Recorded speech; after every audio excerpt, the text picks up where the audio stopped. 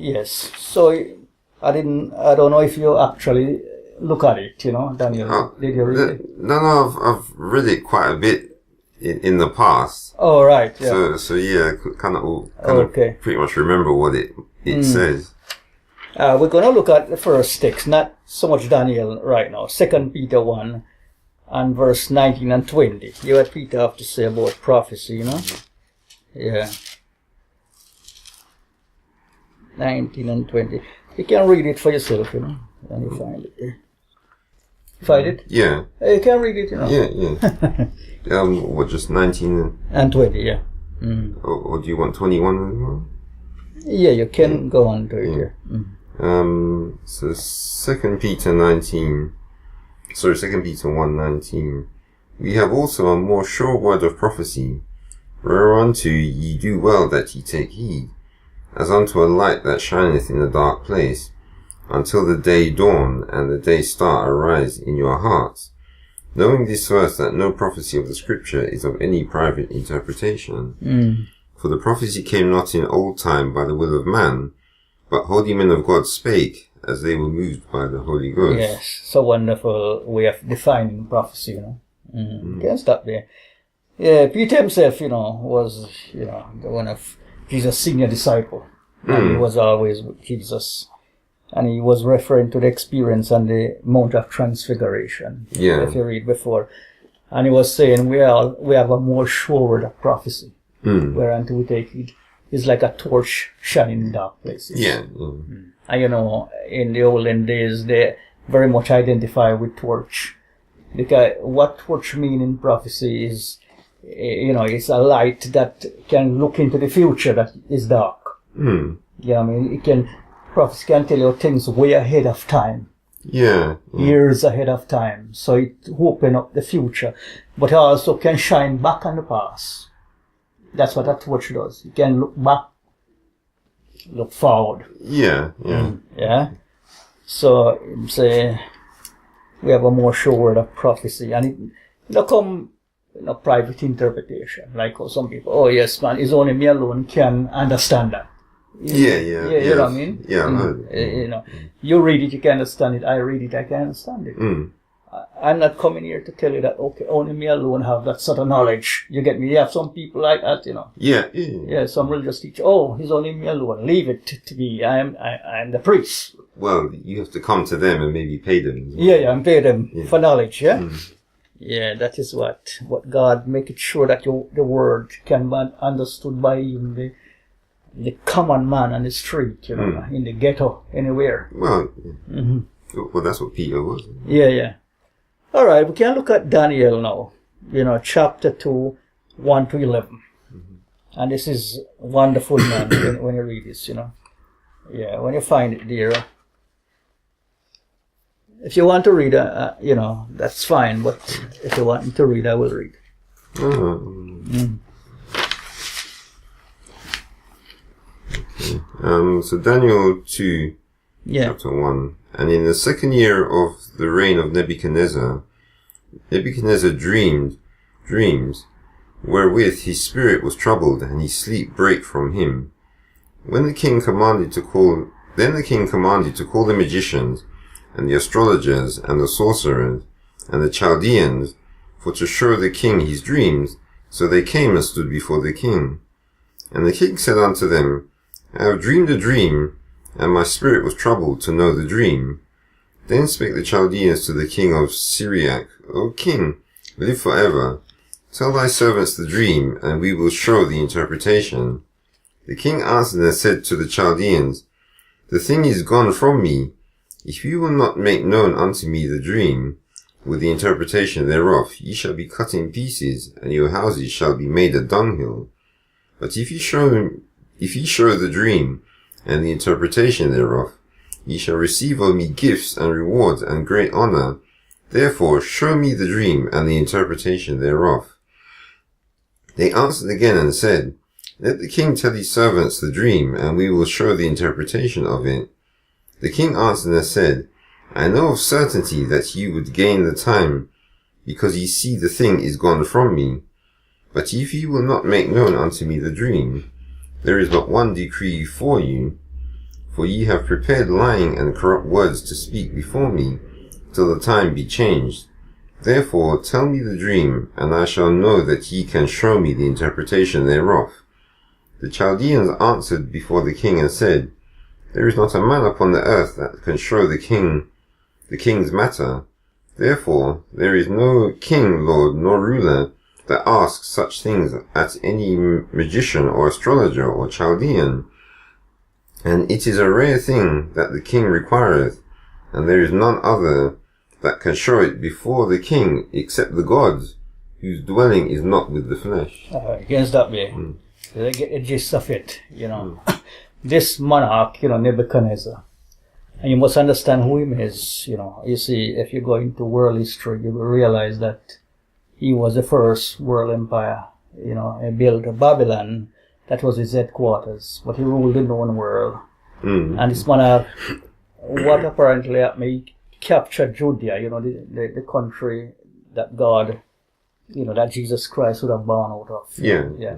He captured that little country. As a matter of fact, if you read the story behind it, God allowed him. Because the Assyrians before him tried for about 300 years and couldn't capture Judea because God was always with them, protecting them. But he now was successful. That's why he became a world empire, because he couldn't capture that little city. He couldn't. And so now, he was not that vicious king as some people portray him to be, In battle, he took in some captive from Judea. And some of them were recruited in his service and also in his school, Yeah. You get me? However, he had a dream. And having this dream, he said that the dream went from him. And I want to tell you some things that I had in a dream. It is God given this monarch a dream. But it was troubled in the night. And so, as per usual, a king or a president would have his advisors and his magician and whosoever is coming to give him counsel. So he said to them, okay, this thing is gone for me. Tell me the interpretation, the magician. And you see, what we need to understand, the magicians and the witchcraft and all of these so-called psychics today can't tell nothing about future. They make up stories. Because they come and tell, so this is going to happen. Satan can arrange something. Okay, go ahead. I was just saying, because they can, like with the woman with the familiar spirit at Endor.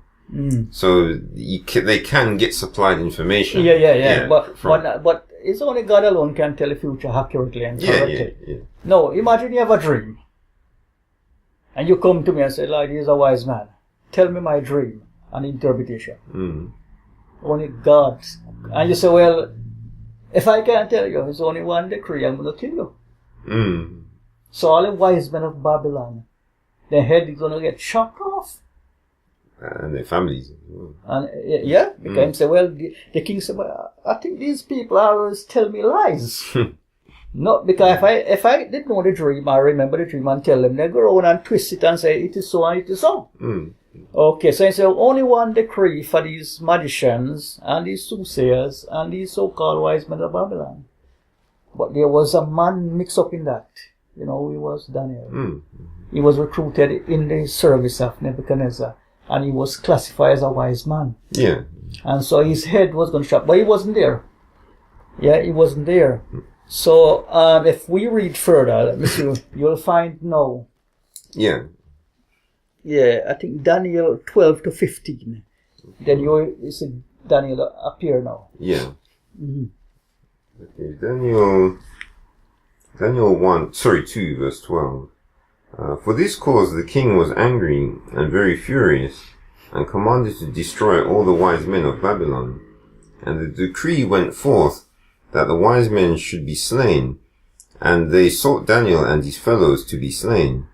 Then Daniel answered with counsel and wisdom to Arioch, the captain of the king's guard, which was gone forth to slay the wise men of Babylon.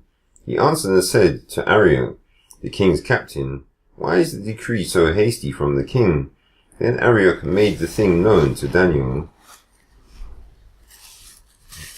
Yeah, he says the first time Daniel knew about that, he says he's going to get chopped off. So Harriet now is the king's captain, and he's now carrying out the decree. But Daniel interrupted him and said, why? So Daniel now, let's see where we read now. Yeah. I think 17 to 20 would tell you, yeah? Yeah, alright. I'll do 16. So you can read 16 to what? Yeah. So Daniel 2, 16, 20. Then Daniel went in and desired of the king that he would give him time, and that he would show the king the interpretation.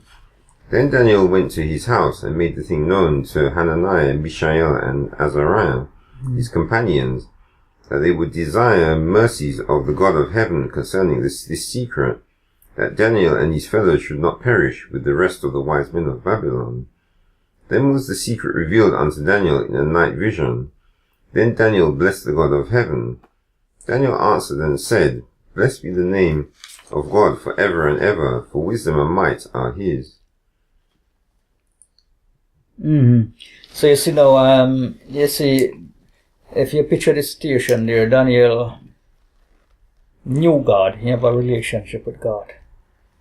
And he asked the king leave sometime to go and consult.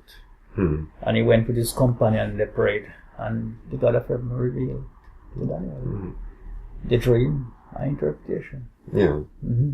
And so now, he's now managed to save his life as well as the magician and all those people.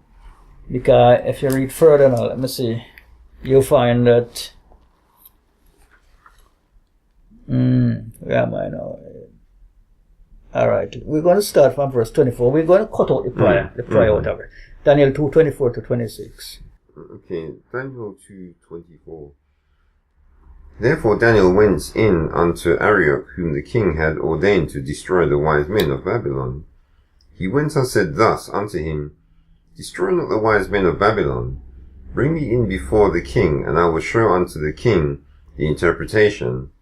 Then Arioch brought in Daniel before the king in haste, and said thus unto him, I have found a man of the captives of Judah, that will make known unto the king the interpretation. The king answered and said to Daniel, whose name was Belteshazzar, Art thou able to make known unto me the dream which I have seen, and the interpretation thereof? And 27, 28. Yeah. Daniel answered in the presence of the king and said, The secret which the king hath demanded cannot the wise men, the astrologers, the magicians, the soothsayers, show unto the king. But there is a God in heaven that revealeth secrets, and maketh known to the king Nebuchadnezzar what will be in the latter days. Thy dream and the visions of thy head upon thy bed are these. Yeah, so Daniel went in and to him and told him, so well, there's no man can really tell you that dream or interpretation, but there's a God in heaven. You see, Daniel not take no credit for himself.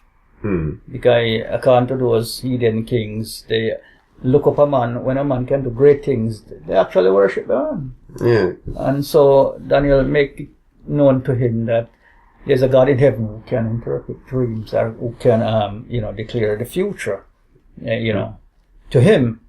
So you see, God could easily give Daniel the dream, rather to give Nebuchadnezzar the dream, and then Daniel come in and interpret it. But let's say he couldn't, God didn't reveal him, he would have died.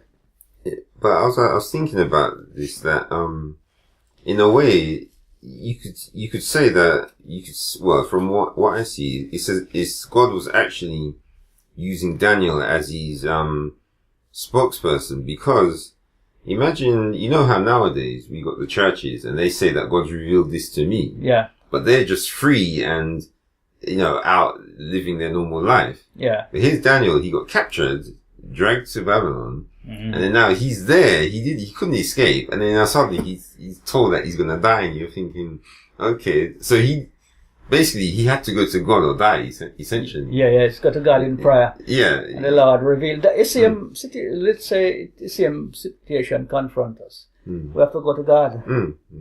And God would do something in the nick of time. You see, God don't work as how man would work, because God waited at the last moment. Look at that. Yeah.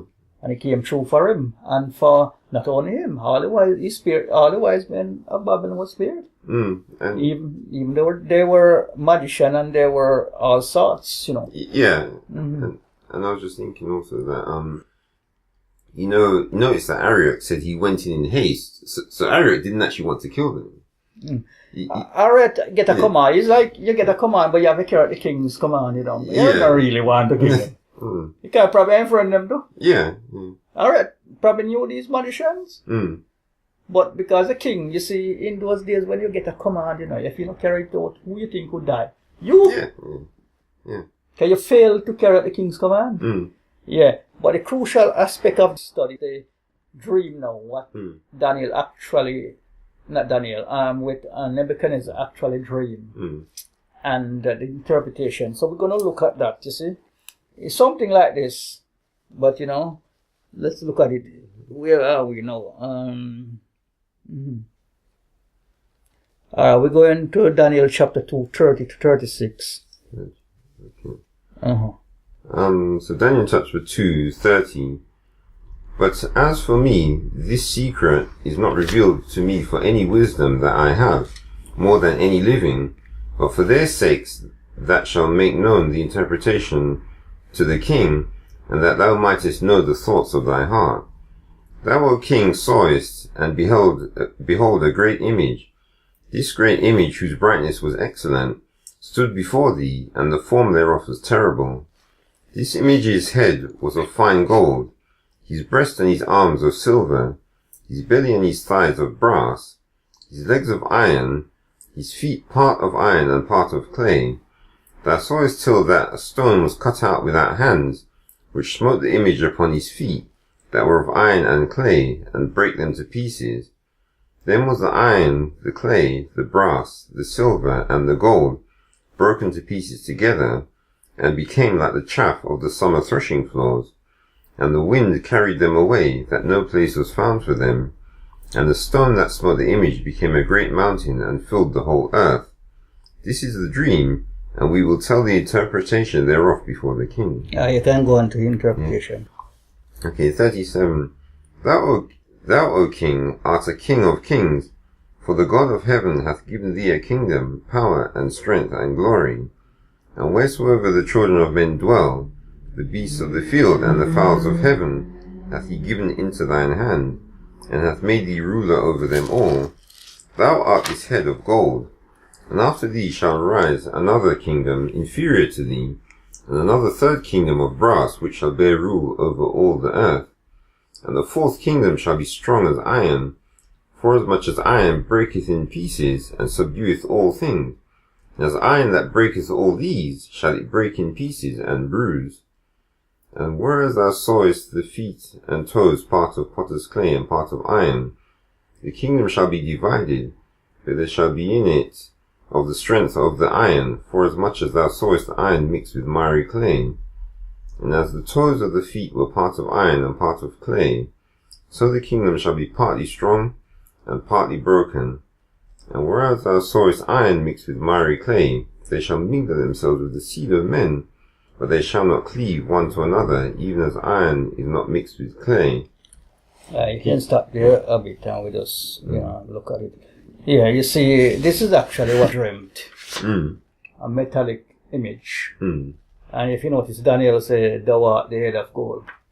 So, in actual fact, what Daniel's interpretation is that he was the first world empire, was head of gold. For him say, after that, there would be, another power or another kingdom of silver. And, the arms and breast is of silver. So, he's saying that another inferior kingdom would come and overthrow you. That is the second kingdom. And when we study, Daniel actually was privileged to live to the time when Babylon actually came to its end. And it was Darius who took over the kingdom, the Medes and the Persian kingdom, you see? Yeah. And so they represent the arms and breasts. Yeah? And so Daniel was still alive. Did you know that Darius used Daniel in his government? Yeah. Yes, because he saw that. Remember, he overthrew Babylon, and Daniel was part of the regime. Daniel was part of the government of Nebuchadnezzar. Yes, he was like prime minister there. And yet, he was not killed by Darius.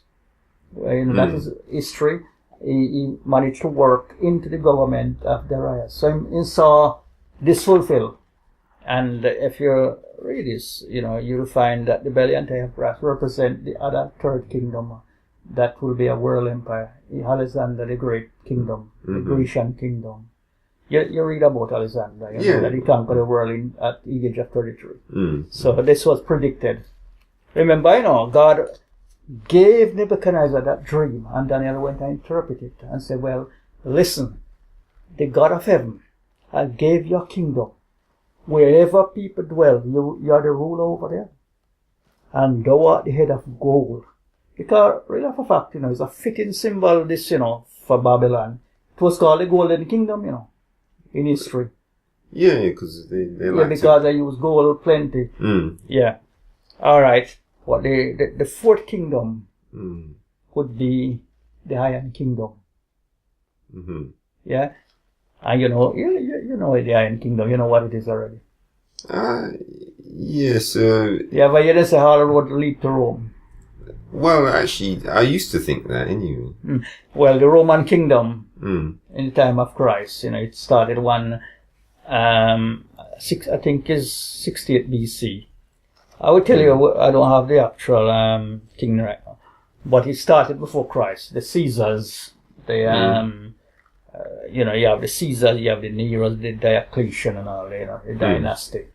But you say, according to the prophecy, they came right down to the feet, the toes. Yeah. And we're going to reflect on the toes, in the study of Daniel 7, yeah? You may not see toes in the Daniel 7, but you see another symbol represent the toes. The toes represent when Rome disintegrated or ceased to be an empire, the 10 kingdoms came out of it, which represented by the 10 toes. And we'll talk about these toes. I'm say, but within that, you saw a stone cut out without hand, right? And fill all the earth. In actual fact, what God is saying that the fifth kingdom, world kingdom, would be the coming of Christ, or His kingdom. All right, well, let's look at a few more things before going further. You see, but that's an interpretation of the dream. Where are we now? Where did it stop a while ago? There we go to 43, isn't it? 43. Yeah. Okay. All right. We can look at Daniel 2:45 and 46. Yeah. Okay. So Daniel 2:45. No, read from 42. 42. Yes, again, and go to 45. Yeah. Daniel 2:42. And as the toes of the feet were part of iron and part of clay, so the kingdom shall be partly strong and partly broken. And whereas thou sawest iron mixed with miry clay, they shall mingle themselves with the seed of men, but they shall not cleave one to another, even as iron is not mixed with clay. And in the days of these kings shall the God of heaven set up a kingdom which shall never be destroyed, and the kingdom shall not be left to other people, but it shall break in pieces and consume all these kingdoms, and it shall stand for ever. Forasmuch as thou sawest that the stone was cut out of the mountain without hands, and that it brake in pieces the iron, the brass, the clay, the silver, and the gold, the great God hath made known to the king what shall come to pass hereafter, and that dream is certain, and the interpretation thereof sure. Alright. You see, they ended up it, or Daniel ended. Yeah, so you see, we can be mistaken. You see, the prophecy of Daniel, as a matter of fact, the interpretation of this prophetic dream, we call it a prophetic dream. Yeah, you cannot be mistaken, because, you see, how you understand prophecy, you have to back it up with history. Remember Daniel, who gave the interpretation and everything, he died sometime within the Persian kingdom. Yeah. Therefore, he did not see when the other aspect of the prophecy come to pass. So this is what I'm saying. We have some dates here, you see. Look at the dates on this, and you tell historic dates on this side. It will tell you when Babylon started, the kingdom, how it fell. You saw the date there? Yes, 608 BC to 538. Yeah, that's how long it lasts as an empire. That it totally been destroyed afterward. It was taken over by Nebuchadnezzar. Even the Bible tell you how Darius defeated. Even the very Bible tell you. Yeah. So the next kingdom, you have a date there and tell you, and it come right down to the fourth kingdom, which is the Roman kingdom. And then after that, the 10 divided nations of the kingdom, the 10 toes. And then said it will mingle. You see, iron and clay, it will mingle, but they cannot cleave. Yeah? Yeah. So that's the prophecy. Just to tell you off the top of my head now, I don't have the facts before me. But the 10 toes represent, remember, the kingdom of Rome was based in Europe, the headquarters. When Rome disintegrated, according to Gibbons, Gibbons is one who write the Rise and Fall of Rome. Gibbons actually quote the prophecy and said Daniel was not in error. Remember when he's writing, and a historian is writing about the downfall of Rome, and he quoted the Bible. Yeah. And he said Daniel was not in error. Daniel predicted accurately and correctly how these empires would have come and how they would have fallen. Now, when Rome fell, it disintegrated into 10 divided nations, represented by the 10 toes. And yes, and within those nations, they call. They're going to go through the names of it. You see, in the other study, tell you the names of them. The Anglo-Saxon. No, Britain was called Anglo-Saxon.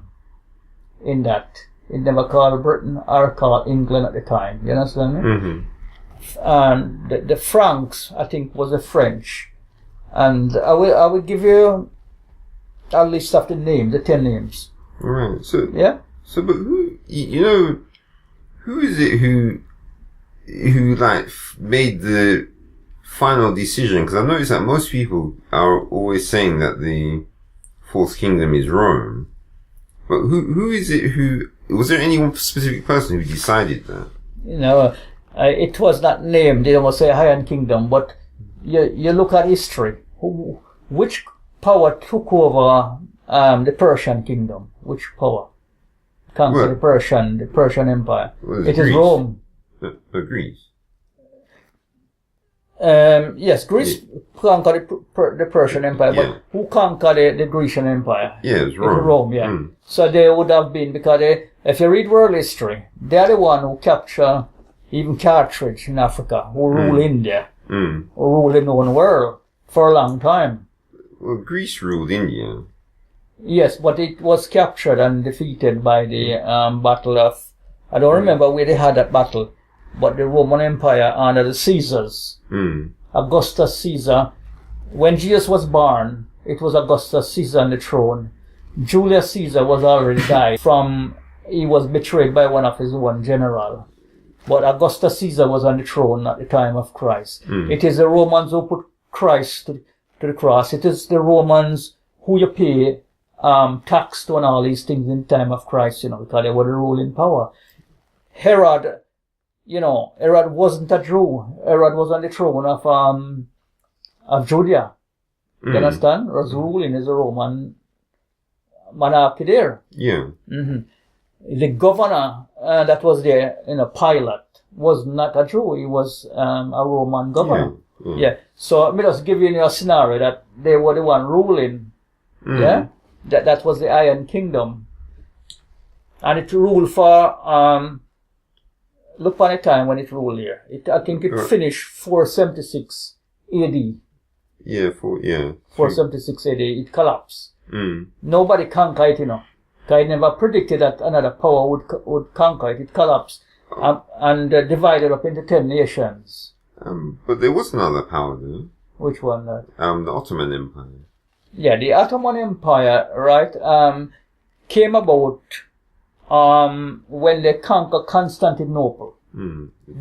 Yeah, but it was not a world empire. The Ottoman Empire wasn't a world empire. It didn't conquer all the world. It conquered some part of Egypt, Turkey, and all those areas, and where the last part of Constantinople was, where Constantine made his headquarters in Constantinople. They conquered that, and because they conquered that, they believe they conquered the Roman Empire, but no, the Roman Empire already collapsed.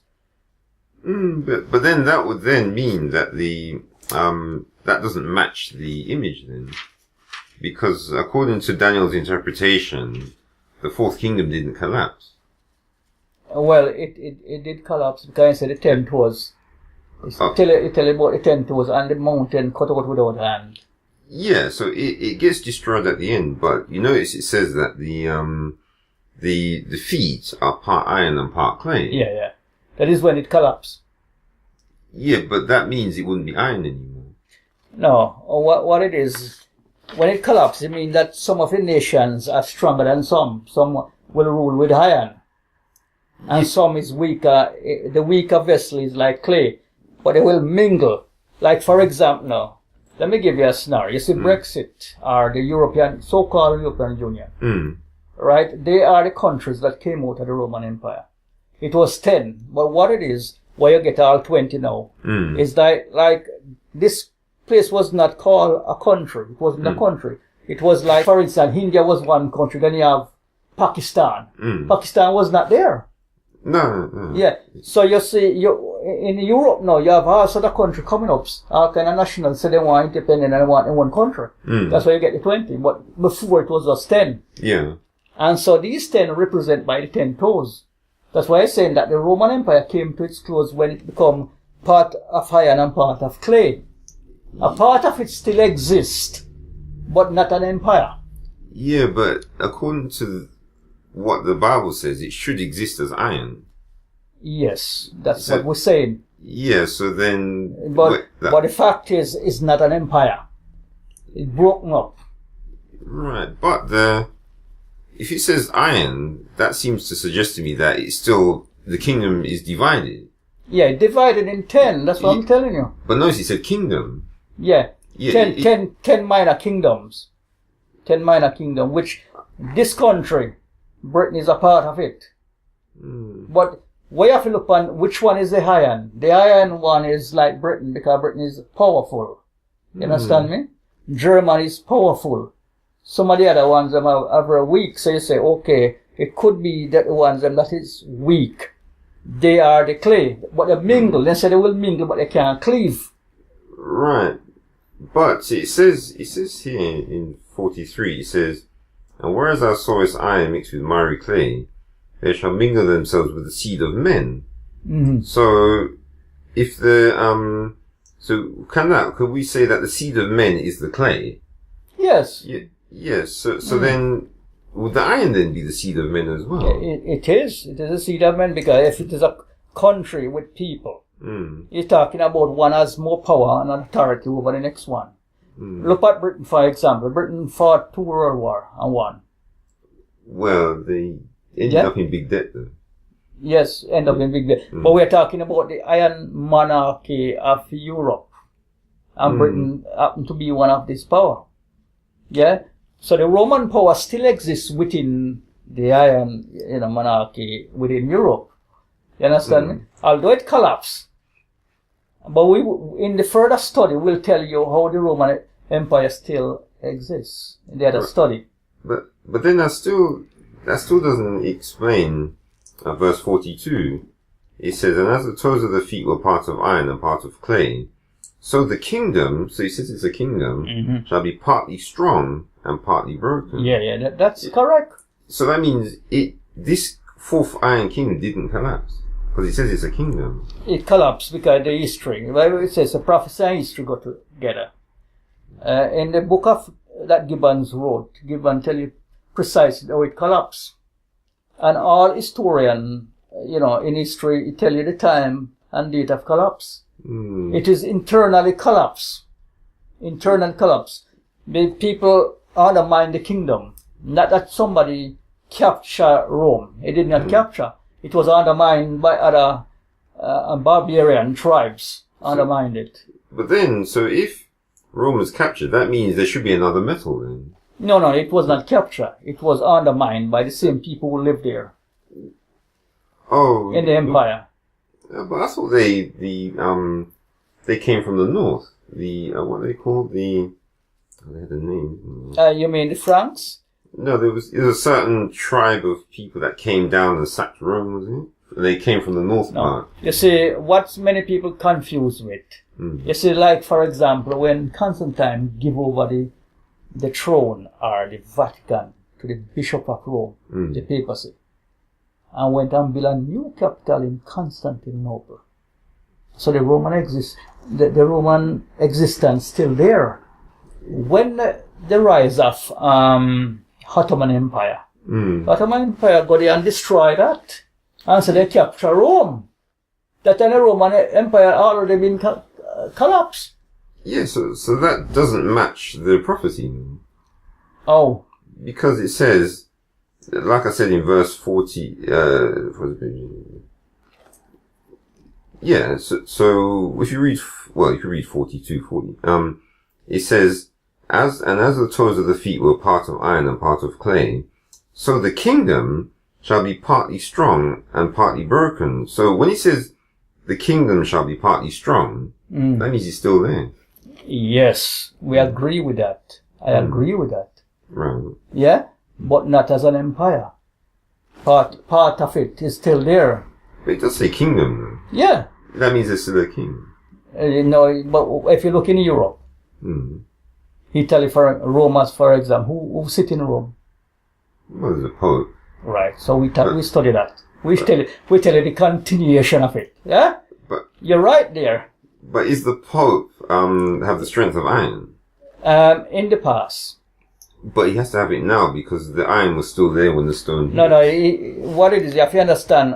We're going to study Daniel 7, yeah, and we're going to go into the identification of the papacy within Daniel 7, right? And you'll see how Rome continue within the power and structure of the papacy, as well as other countries that is in Europe.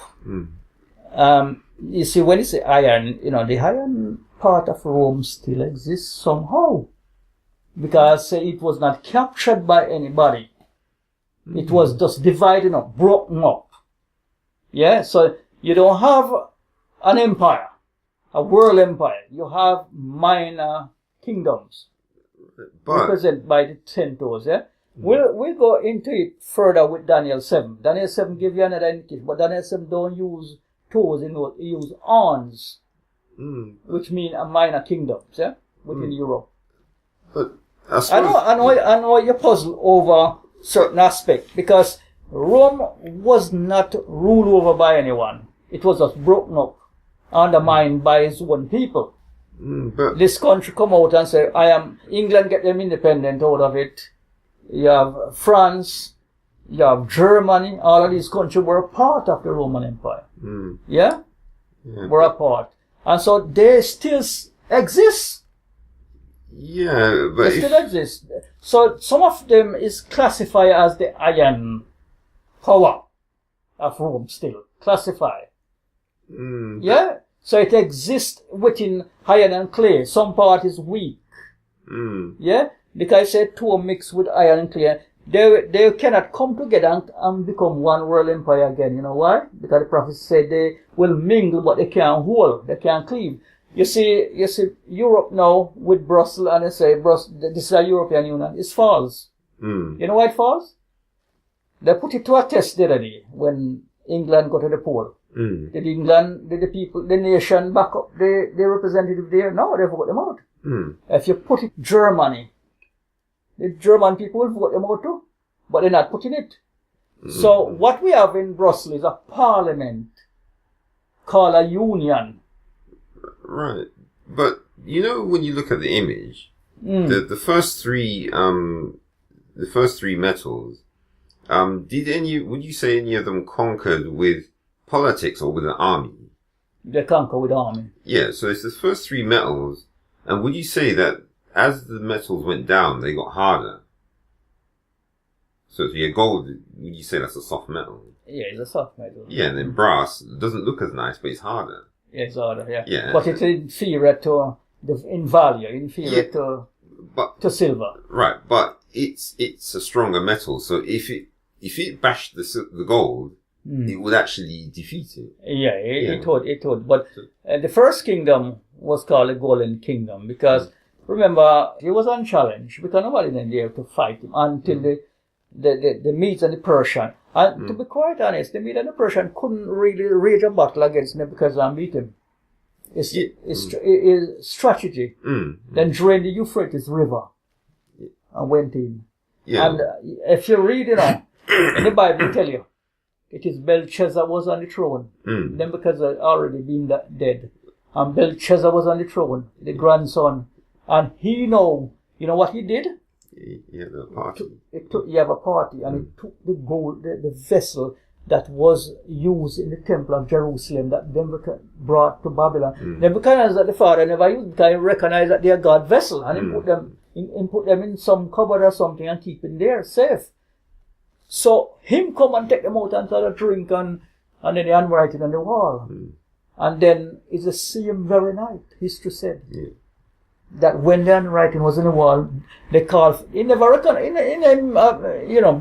Daniel was there. Daniel must be an old man at the time, or pretty aged. Yeah, he would be. And then I think his wife said, "No, don't worry. There's a man in the kingdom that can interpret. No. If there's a government there, they should have Daniel in the government because he's a wise man. But he put aside Daniel." But he called for him the night, and Daniel come and he was trembling and tell him what is going to happen. So that's what it is. So we have Babylon come and gone, you understand me, according to the prophecy. And you have the Medes and that is represented by the silver, the breast and the breast and thigh here. No, arms and breasts. That's represented by the silver. It come and gone, according to the prophecy. The Grecian kingdom came, it represented by the brass. Yeah. And it's a fact, fitting symbol because they use brass in the weaponry and the shield and everything. But so did Israel. Yeah. But so Israel would have been a brass. Yeah. But Israel, was ruled by these countries. And then you have the Roman kingdom came and they used mostly iron and all kind of things. Helmet and all this. So it's a fitting thing. But as I said that after Rome, it still have an existence. And it's a fact. Yeah. Because it was not crushed by anything yet. But it's just but it broken up and cannot come back and hold. They try to, they try to bring back the Roman power. By England, all of these, you see, all over Europe, England have relatives, from Russia to Germany, all of these kings were relations. They were relations. Yeah, because they invaded England. Yeah. All right, you see, Al-Qaeda, who started the first World War, he was related to the King of England. Because they were blood relatives, but as the prophet said, they would try to unite, but they're not going to claim because I and Clay can't. That's what happened. Yeah. So, what we shall be doing, in the next... You can keep this. Yeah, because some wonderful study on it, you see. We'll go into Daniel chapter 7, yeah? Okay. And then we'll look at it and we'll find a little more information about the metallic image. But the symbol will be a bit different this time. Yeah? I still find it strange because I've studied this but what I did is I tried to go deep into the metals themselves because it even tells you that because I know some people might think the metals aren't significant, but if you actually read what it says, it seems to imply that you have to consider the metals because in verse 40, it says, and the fourth kingdom shall be strong as iron. So notice it says strong. Yeah, So he's trying to emphasize the strength. What do you think it mean by strong as iron? You have a... Why do you think it mean as strong as iron? What do you think it mean? Well, because they didn't have fancy alloys, iron was the strongest metal at that time. But remember, you're dealing with symbol. Yeah? It's symbolic of the power structure of Rome. How, when they go to wage war in a country, how they could easily manipulate them and defeat them. That's one aspect of it. It's a warlike power, and it conquer everything in its path. Yeah, but if you continue reading, it actually gives you a clue of why the metals are, I would say the metals are actually important, because it says, for as much as iron breaketh in pieces and subdueth all things. So it's actually telling you that there's something about this kingdom where it has a strength which subdues all things. And then it says, and as iron that breaketh all these. So he's talking about the other metals. Shall it break in pieces and bruise? So it's almost like it's indicating that this kingdom is stronger than all the kingdom that before it is stronger than all. Yeah, it's stronger than them. And it swallow up all of them, because all these kingdom before, it ruled over them. It ruled over all of them. So it was the strongest kingdom, and no doubt about it. And when you read the history, even the time when they fight in Carthage, the African country, you know how they defeat Carthage? They sink the ships, them, they make some bigger ships with some things on it, that when they drop in their ship, they sink it. Yeah, okay. Yeah, because they have strategy in war. They were very clever in war. I'm telling you. But it's a prophecy, you know what I mean? That the Roman kingdom would destroy anything in its path. That's part of the iron. As much as they use iron in the kingdom as the symbol, but also the physical strength and the political strength was great. Yeah, the war strategy was great. The army is coming to fight them, and they would know how to beat them. But when it says here, shall break in pieces, it doesn't seem like that's political. That sounds like... What do you think it means? Well, it's just your army is strong. He's going to send the army in, and they're going to actually break in pieces. The army. Yeah. So if the iron is still here at the moment, then we should be seeing an army which is still breaking in pieces in parts of the world. Oh, we're going to that, And we study Daniel 7, and when we look at it, we'll see a little bit more. We'll get some more information on Daniel 2. As I said, Daniel 2 is to open up other aspect of prophecy, Yeah, but as I told you, that you have to compare history to the prophecy to understand it, you see? And as much as we can, we get I have studied a lot about the Roman Empire. Nebuchadnezzar kingdom, because I'm telling you, you see, you look at New York, and you look at this great city of our modern time. There was nothing like that to compare with the Babylonian headquarters there, You see, on top of it, you can't put too much cart on it, with the house on the wall itself. Oh, it was well built. And the river run through it, Did you know the river run through Babylon? Well, yeah, that's the one they drained. Yes.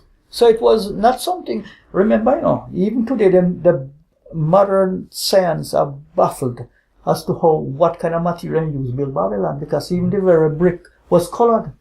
It was, I think it's blue. Blue brick. And they can't even replicate what the Haitian people, did. Just like the pyramids, they can't make it. But actually, they mentioned a similar thing with Noah, that apparently they found what they think is the ark. And they were saying that he was using some fancy materials on there. Yeah. When Ron Wyatt found it, I look at it. They x-ray it. And it have 3 different metal in it. And they come to the conclusion they have electric in the antediluvian world. They did have electric, because to make those iron, they must have electric. Maybe they have some sort of solar thing, because there's a way you can use the sun. I don't know what they use, but because I think they have titanium in that thing in the phone, and they have aluminum, and they have iron, because they say one of the rivets that go through the hood It's a high-end rivet. Yeah, someone mentioned the titanium. Something like titanium. Yeah. But if you have YouTube, look up Ron Wyatt, and he will tell you, because he's the first one to discover it. And then you have other people who went after him. Yeah. I think there's a recent one. And also in Discover, where the Red Sea crossing. Yeah, I'll watch that one. Mount Sinai. Yeah. Ron Wyatt, he died, but may I tell you, amazing discovery. I know this video is some young guys. They went. After him. Yeah. One of the people went after him because they didn't believe him. They didn't believe Ron Wyatt. So this man is telling all the time because he was not a credible. I wouldn't say credible, but he was not. He was amateur archaeologist. So people not give him no credit. You can say, "Oh, this man shouldn't know anything." Because he's not a really, but he did amazing things. And you see that man. You see when a man keep God's commandment, he's a man from the same Adventist church. Okay. Ron White is I think I heard about it. Yeah, he believe in the 10 Commandments, believe in Jesus, and believe everything that we believe. But him say I think he was a nurse or something in America. And he said when he heard about the ark, something just clicked. As a matter of fact, when he was in Jerusalem, he said, and he wanted to discover the Ark of the Covenant too. Him say the authorities told him that now he was speaking to a man there who, was an official. And he said, would I like to excavate certain place? And he said, I just turn to Calvary. And he said, there. And the man said, I will give you permission to do it. But I don't think they'd want to find the Ark of the Covenant because they'd end up with emeralds, isn't it? No, and all the people would end up. According to him, he said he found it, but it's a holy thing, and if you touch that, you can die. He said one official went there to look, and he went out back. Something happened to him. He never go back. But remember, the Philistines, it actually affected the whole town. Yeah. Him say it still have that power because him know. Young go fortunate God was with him and God allowed him to. But he said the man that was working with him, when he discovered, he run for his life and never see him again. So our next study, you see, would be Daniel chapter 7, right? Okay. And we develop on this prophecy. And we're going to some really serious, study. Because you'll find that Rome still exists in certain way as you discover. Yeah. Well, the iron. The iron still exists. Yeah. We cannot say it was smashed out of existence. No. The Bible didn't say that.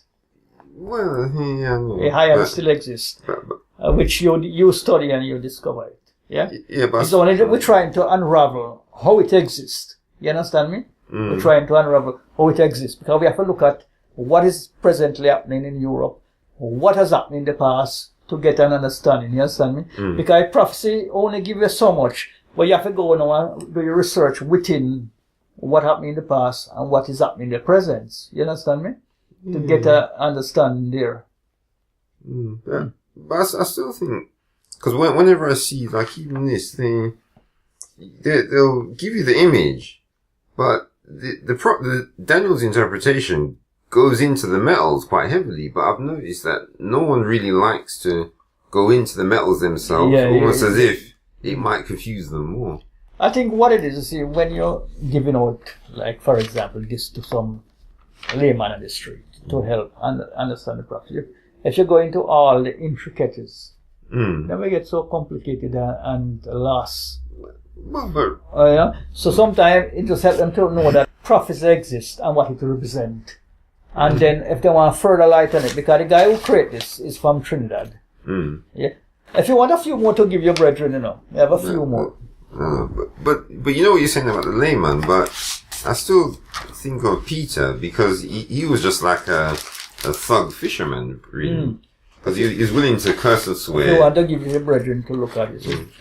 Because Peter, he was cursing and swearing, he was cutting people with swords. So he sounds more like a thug than a educated... Peter, Sons of Thunder, man. Yeah. Hear about Sons of Thunder. Peter is like that, man. Peter was a man, You know, one of them Jamaican were aggressive. He's a Christian, when aggressive. He talk to a man. That's what happened. Yeah. The Peter would kill a man for Christ. But Christ said, well, put up the sword, Peter. That can't work. Hey, yes, man. Yeah, it's nice to share with you, and I'm glad for your interest and intelligence, in the Bible. And I pray for you and pray for myself because I want you, man, to get into the, into the missionary field, so that we can go there together and tell somebody about Jesus Christ, you know what I mean? Yeah. That's what I think that, the Lord wants us to do because His coming is not too far away. You understand me? Yeah, Because this prophecy tell you how far in the world we are, in the midst of this kingdom. Yeah? So you see the nearness of the time, to, tell you. He give you an indication there that, we are not too far away that coming. That stone will cut out without hand and all and something there. You know what I mean? Mm-hmm. Well, my brother, you have a pre-knowledge of the prophecy and everything, and that's why I can share with you. Some people, you go to study with them, you can't even take up that yet, You have to go through, the small bits until you arrive at that, you know what I mean? But I still feel that with, because of the way Peter was, I think there's other people like him. Yeah. Where they've got a natural, obviously Peter must have had some sort of natural thing in him where... Are you Jamaican? Are you Jamaican? Well, I was born here. Right. But you still, Jamaican heritage. Yeah. Alright. You see the Jamaican heritage? The aggression business. Sometimes I admire the people from Barbados, how they talk very soft and, polite and... sometimes I start raise my voice. Listen for wait. Why did I raise my voice? But you see, the heritage and our culture make us loud. And sometimes people misconstrue that, my brother, to say you're aggressive. Yeah. Which, you're probably the nicest man in the world, but because you're used to a culture that you raise a voice. Oh, he's so bad, some girls over here, and we come on and we start to talk to them. Oh, he's so awful. He's so awful. And I always feel bad. But I mellow down a whole lot. Because when we just come from Jamaica, I raw. Right, yeah. Because, our culture, we can chat. Man, why are you going to them and start to shout and it's coming away? Yeah. Peter in his culture. Peter was a man of loud talk, and quick to talk, Sometimes that was some nonsense. Peter. Yeah, so my brother, we just praise you and, just look at that and then we come back, call you and see if next week is alright again, and we look at Daniel chapter 7. Yeah, because actually next week I might be seeing some Jehovah's Witnesses. They'll call, I think you'll call me the day before. Yeah, I'll call you. Yeah. Yeah, and see if you're available, and we'll work with that.